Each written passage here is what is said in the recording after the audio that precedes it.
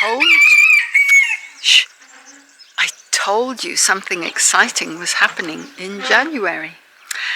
And it's the first week of January and it's already started.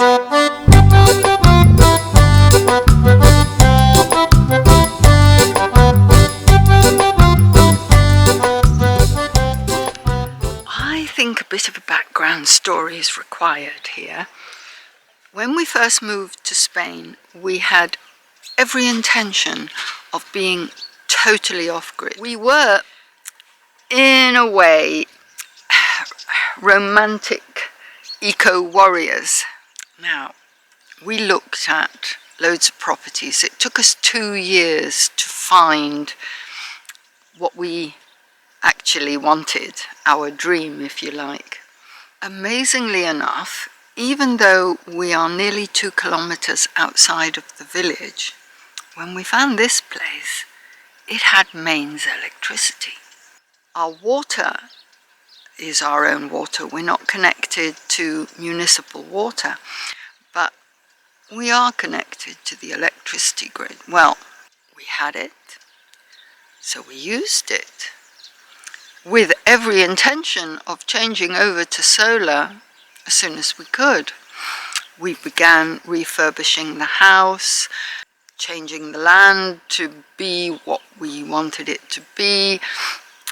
We had building works to do on the little casita to make accommodation for visitors and volunteers. Before we knew it, we ran out of money. And so we never got our solar power. And time went on, and we continued paying electricity bills.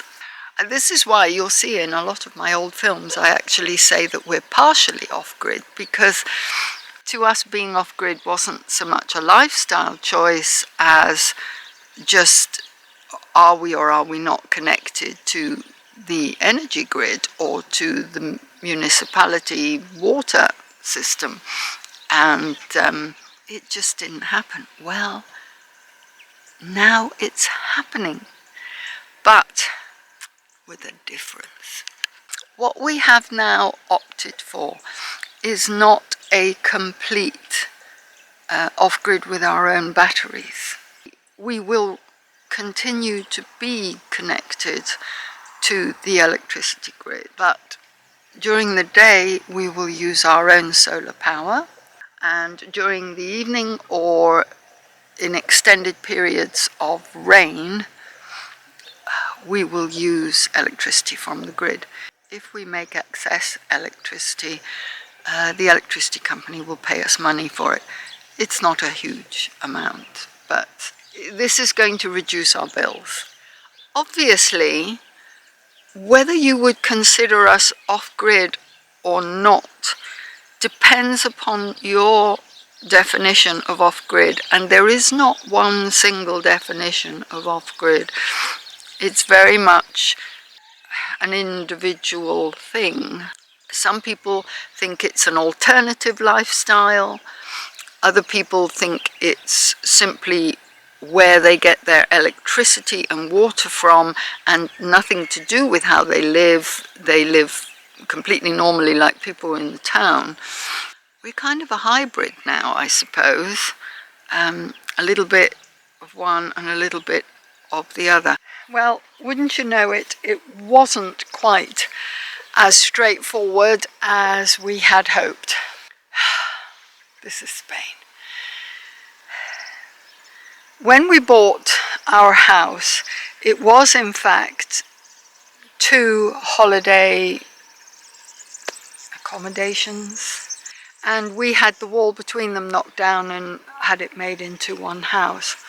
But the electricity line coming in split to go into 2 different houses, basically, and that caused a bit of a problem. So we have to get an electrician in to fix that, because it's one house, it should have just one line coming in. On a sunny day like today, 90%, it's stop it. On a sunny day like today, 90% of our electricity power that we are using comes from the solar panels and is free.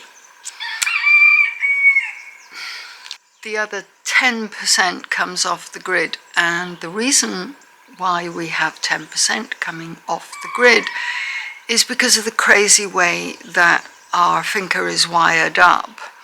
And that had nothing to do with us, we inherited it like this.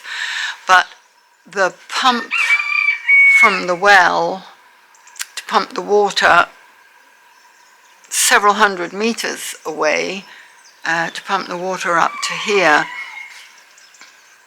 that's being powered from the grid. And the casita where my brother lives, which used to be on solar power, its own system with batteries, is now being powered from the grid. So it isn't ideal, and we do have an electrician coming who we hope is going to be able to help us figure this out and see if it's, I mean, it might involve a complete rewire, and that could well be beyond our budget. So with this system, we don't have batteries. We don't have to make a separate building or find a place where to put the batteries. But actually, that suits us very well. At the moment, any excess electricity we make is sold back to the national grid. There is a thing that we may well be doing in the future, and that is a virtual battery. And that's a system whereby your battery is at the grid, I suppose, and whatever excess energy you make is stored there and then fed back to you at night should you require it when there is no sun.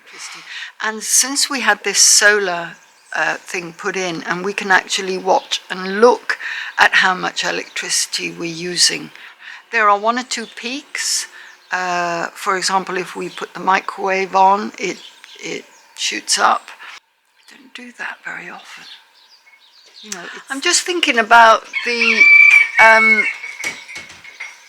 whole thing of, for example, why we have a food processor when it's perfectly possible to chop stuff up. And I can't think of a reason why we have a food processor other than, not laziness, because we do still chop things up. But yeah, you can't chop them as fine as you can with the food processor, can you? no, it's true, you can't chop it as fine. Bonnie's trying to get out the door. I mean, you know, yes, you can chop things up.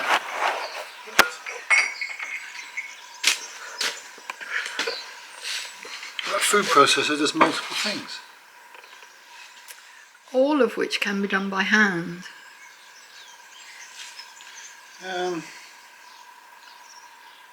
Some of it. I mean, the old-fashioned way of turning your onions and your spices for your curry into like a paste was to bash it in a which we do sometimes. mortar and pestle. But You're saying you want us to move back to the Stone Age? no.